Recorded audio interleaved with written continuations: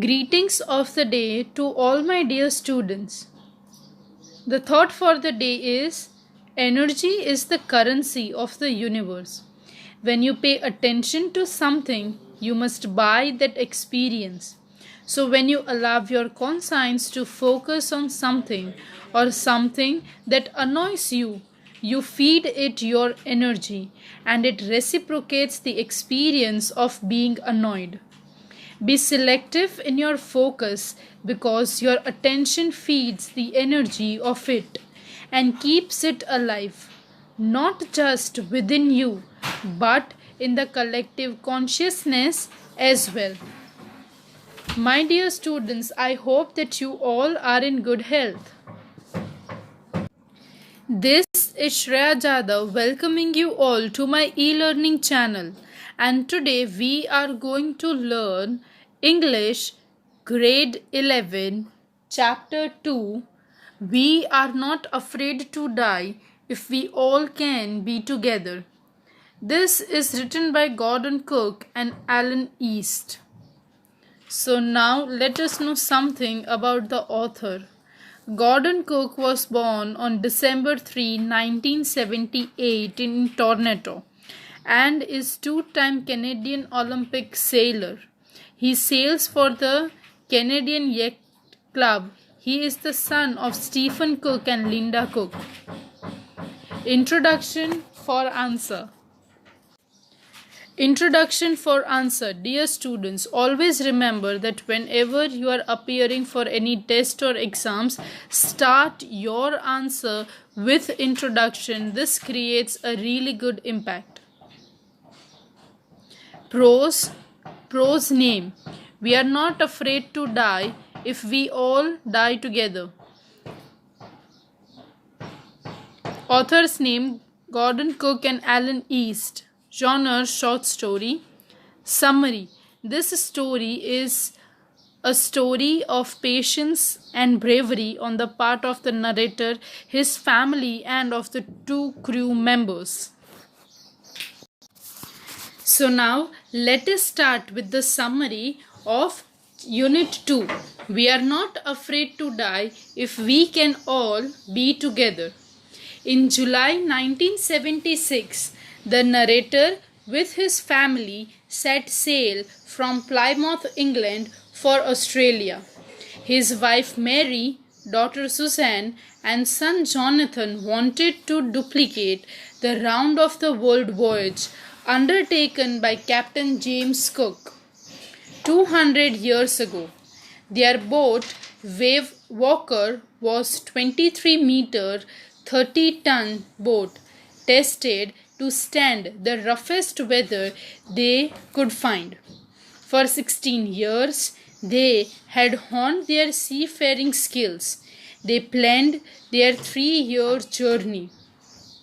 The first leg, 500 kilometers, was set up to the west coast of Africa to Cape Town. From there, they had two crewmen, an American Larry Wiggle and Swiss Herb Sigler, to help them tackle the world's roughest sea, the Southern Indian Ocean. They faced strong winds on the second day from Cape Town, and in the next few weeks, the waves were about 15 meters high.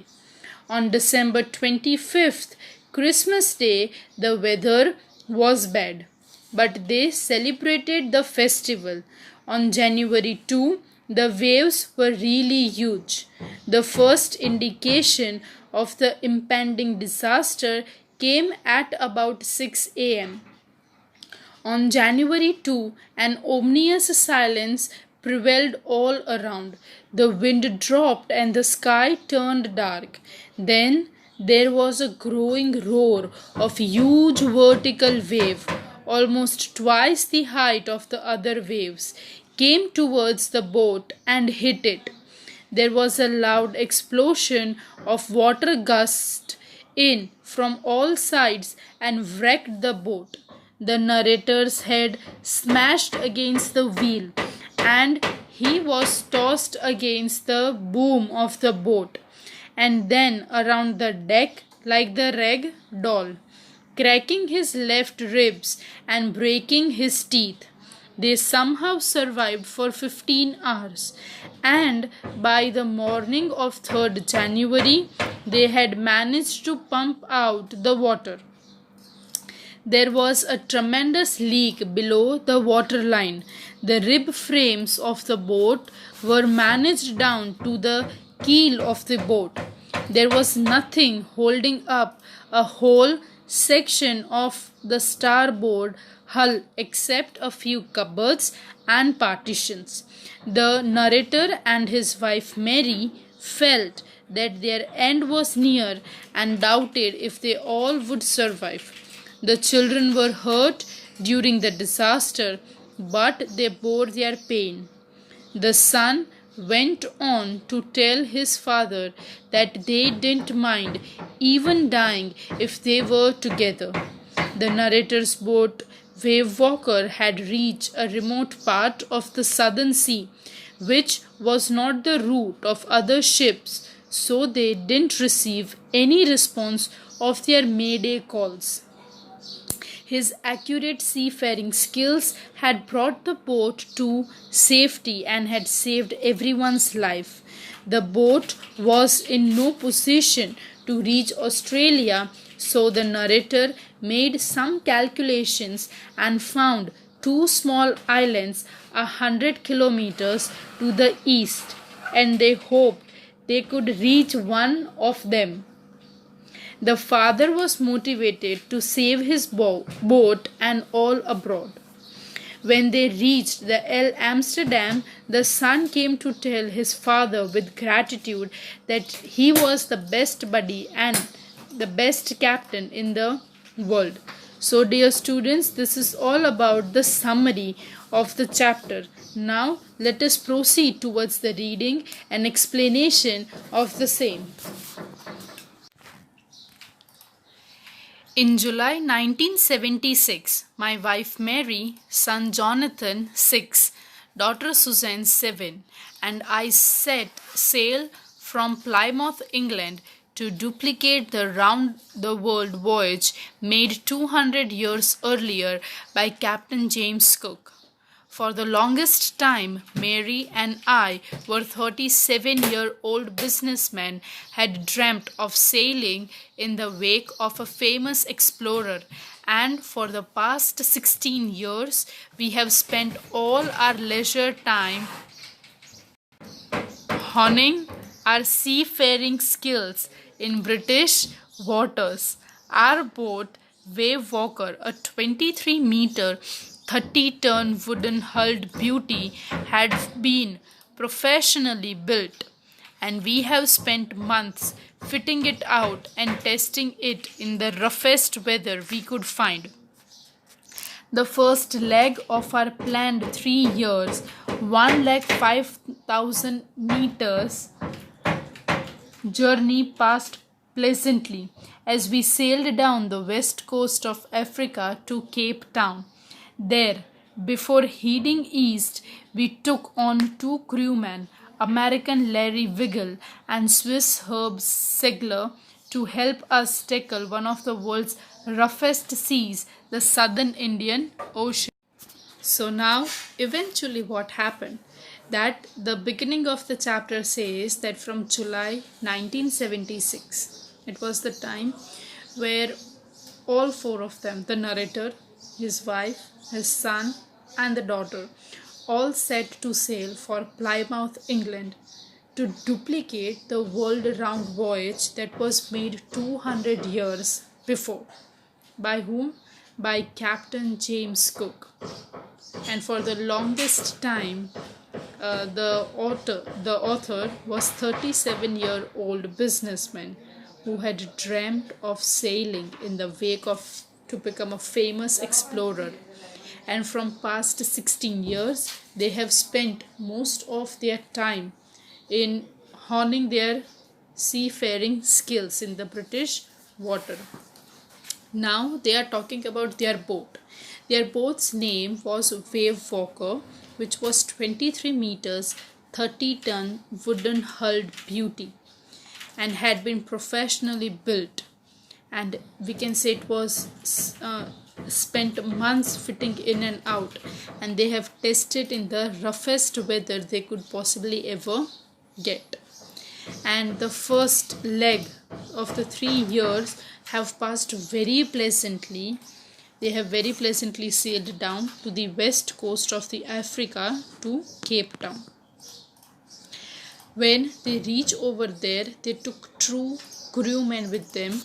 One was an American, one was a Swiss, and both of them would help them to tackle one of the world's roughest seas, that was the Southern Indian Ocean.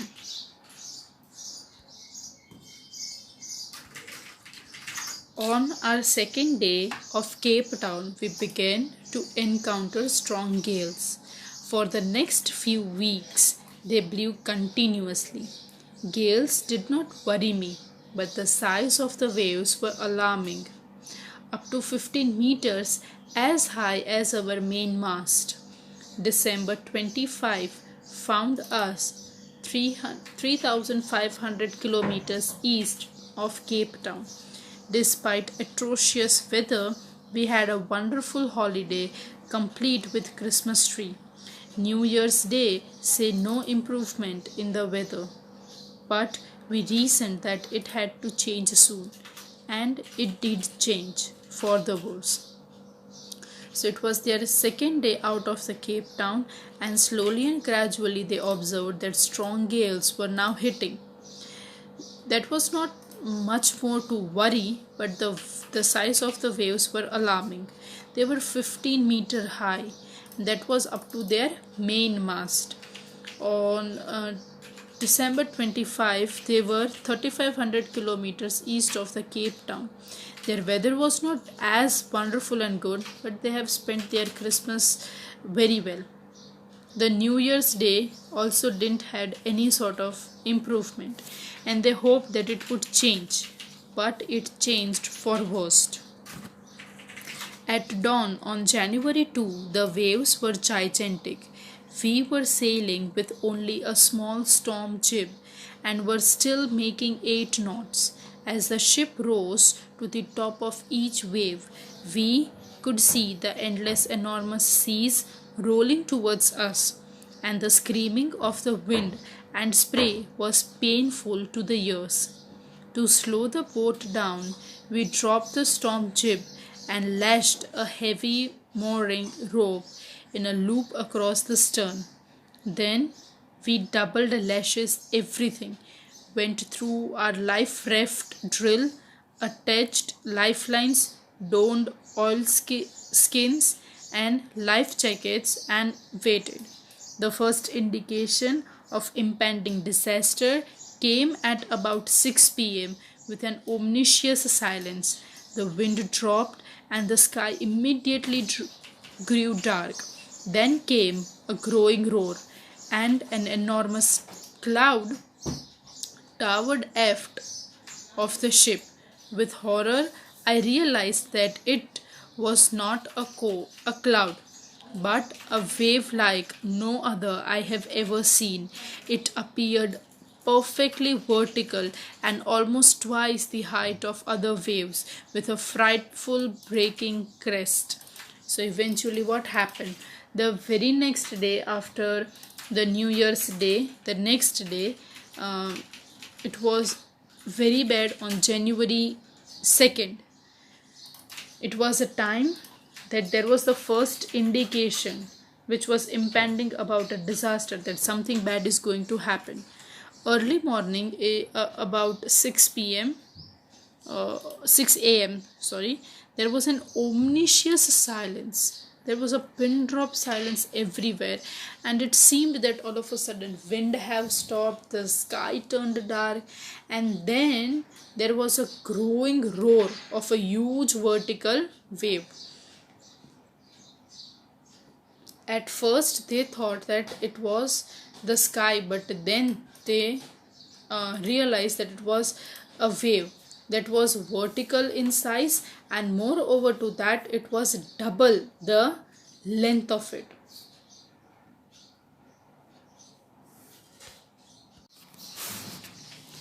The roar increased to a thunder as the stern moved up the face of the wave, and for a moment I thought we might rid over it. But then a tremendous explosion shook the deck. A torrent of green and white water broke over the ship. My head smashed into the wheel, and I was aware of flying overboard, the sinking below the waves. I accepted my approaching death, and as I was losing consciousness, I felt quite peaceful. Unexpectedly, my head popped out of the water. A few meters away, Wave Walker was near capsizing, her mast almost horizontal. Then the wave hurled her upright. My lifeline jerked taut. I grabbed the guard rails and sailed through the air into the wave walker's main boom. Subsequent waves tossed me around the deck like a rag doll. My left ribs cracked, my mouth filled with blood and broken teeth. Somehow I found the wheel, lined up the stern for the next wave, and hung on. Water, water everywhere.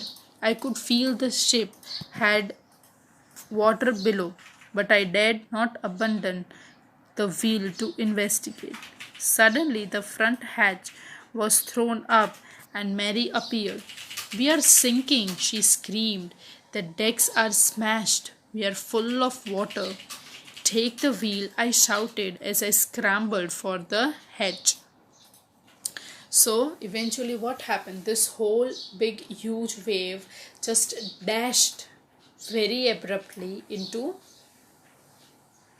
the mast, the main board of the ship. Everything was destroyed. And then, after a certain time duration, they realized that they were sinking. The boat were having water inside them, and Mary was panicking a lot. She screamed, and at that time the author told that you are supposed to take up the wheel, and he would go down and help to fetch the water out.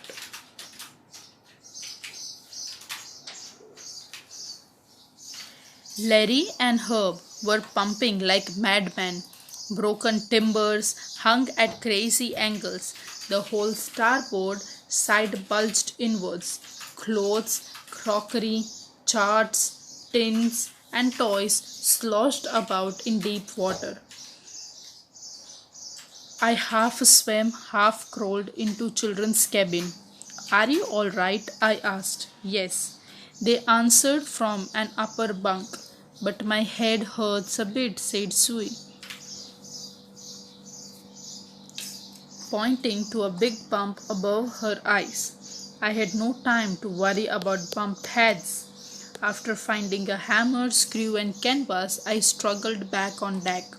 With the starboard side bashed open, we were taking water with each wave that broke over us. If I could make some repairs, we would surely sink. Somehow I managed to stretch canvas and secure waterproof hatch covers across the gaping holes. Some water continued to steam below, but most of it was now being deflected over the side.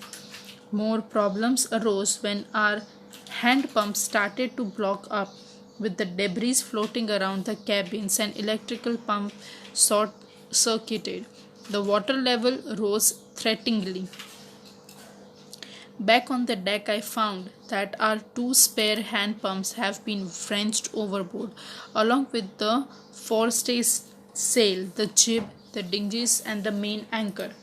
Then I remembered we had another electrical pump under the chart room floor. I connected it to an out pipe and was thankful to find that it worked. The night dragged on with an endless, bitterly cold routine of pumping, staring, and working the radio.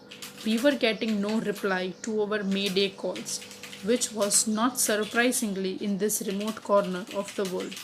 Sue's head was swollen alarmingly.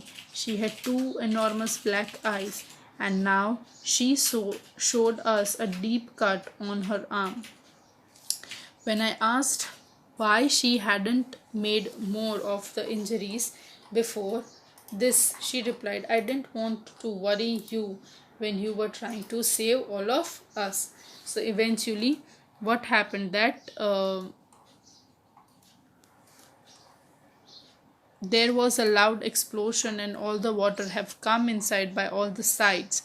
The narrator's head was also smashed against the wheel. The girl, Sue, was also hurt very badly. The two crewmen were also fetching water very abruptly so that they could save it somehow. And eventually, they came to knew that the condition of their boat was not that pretty well, but somehow they have managed to find some temporary solution.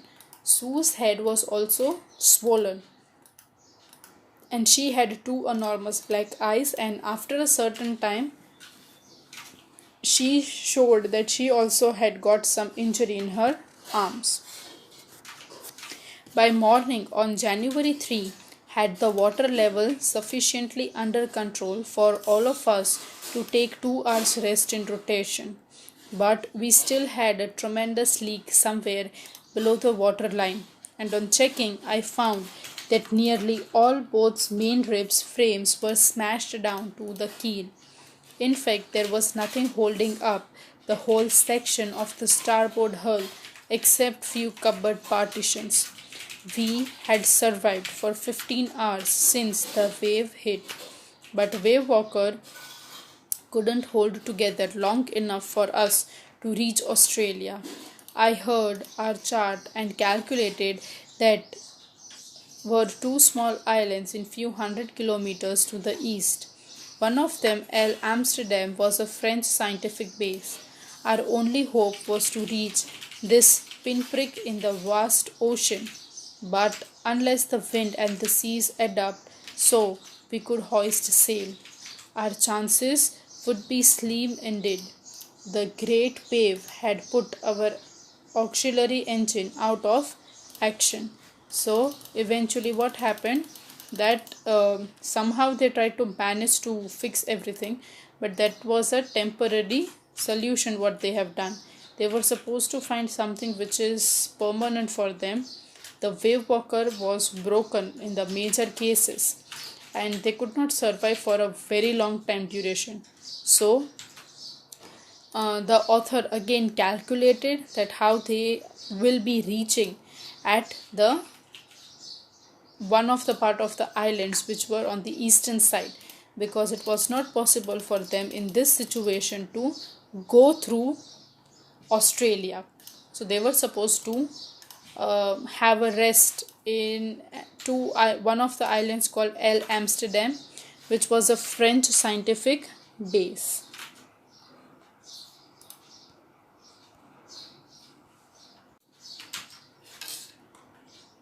On January 4, after 36 hours of continuous pumping, we reached the last few centimeters of water. Now we had only to keep pace with the water still coming in. We could not set any sail on the mainmast. Pressure on the rigging would simply pull the damaged section of the hull part. So we hoisted the storm jib and headed for where I thought the two islands were. Mary found some corned beef and cracked biscuits, and we ate our first meal in almost 2 days. But our respite was short lived. At 4 a.m., black clouds began building up behind us. Within an hour, the wind was back to 40 knots and the seas were getting higher. The weather continued to deteriorate throughout the night, and by dawn on January 5, our situation was again desperate. When I went in to comfort the children, John asked, Daddy, are we going to die? I tried to assure him that we could make it. But Daddy, we went on, we aren't afraid of dying if we all can be together. You and Mummy, Sue and I. I could find no words with which to respond, but I left the children's cabin determined to fight the sea with everything I had. to protect the weakened starboard side. I decided to have to the undamaged port hull facing to the oncoming waves, using an improvised sea anchors of heavy nylon rope of two 22-liter plastic barrels of paraffin. So now eventually the whole condition was that somehow they have survived for 15 hours. By the morning on 3rd June, they have managed to pump out the water. There was a tremendous leak below the water lines. The rib frames of the boats were damaged down to the keel of the boat. There was nothing holding up a whole section of the starboard hull except a few cupboard partitions. The narrator and his wife Mary felt that their end was near and doubted if they could ever survive. The children were hurt during the disaster, but both of them bore the pain. Moreover to that, when the author went near to the children to console them, at that time duration, the children were also so much determined that they told that they are not afraid to die.